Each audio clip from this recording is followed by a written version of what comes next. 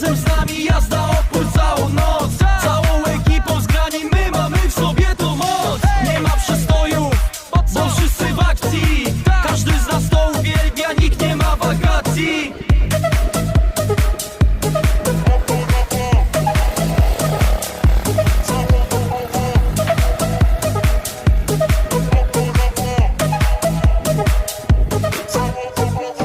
Nie mów głośno o tym, ile masz hektarów.